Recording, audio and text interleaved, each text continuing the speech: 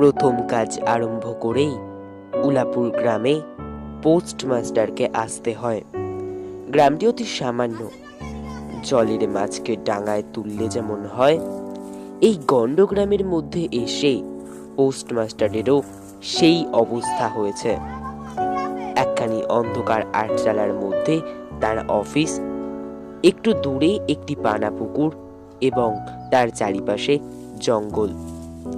কুঠির গোমস্তা এবং অন্যান্য যে সকল কর্মচারী আছে তাদের ফুরসত প্রায় নেই এবং তারা ভদ্রলোকের সঙ্গে মেশার উপযুক্ত নয়। তাছাড়া কলকাতার ছেলেরা ভালো করে মিশতে জানে না। অপরিচিত স্থানে গেলে হয় উদ্যত, নয়তো অপ্রস্তুত হয়ে থাকে। এই কারণে স্থানীয় লোকের সঙ্গে তার মেলামেশা হয়ে ওঠে না। অথচ হাতে বেশি কাজ নেই।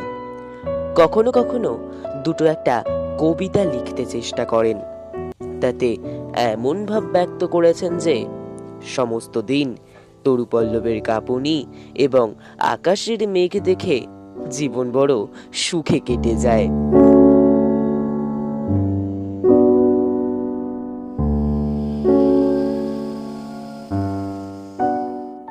রতন, এই রতন, কি গো বাবু, কেন ডাকছো?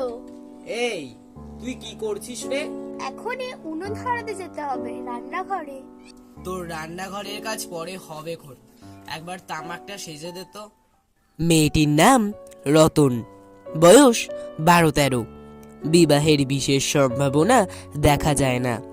পিতৃমাতৃহীন এই অনাথ বালিকা পোস্টমাস্টারের কাজ করে দেয়, কিছু কিছু খেতে পায়। আচ্ছা রতন, তোর মাকে মনে পড়ে? সে অনেক কথা, কিছু মনে পড়ে, কিছু মনে পড়ে না। মায়ের চেয়ে বাবা মাকে বেশি ভালোবাসতো, তাই বাপকে অল্প অল্প মনে আছে। জানিস রতন, আমারও বাড়ির কথা মনে পড়ে, খুব মনে পড়ে। ছোট ভাই, মা আর দিদির কথা। তা বাবু, অনেক তো রাত হলো, কি রান্না করব? বাদ দে রতন, আজকে আর রান্না করতে হবে না। সকালের বাসি খাবার তো আছেই, কয়েকটা রুটি সেকে দে, তাহলেই হবে।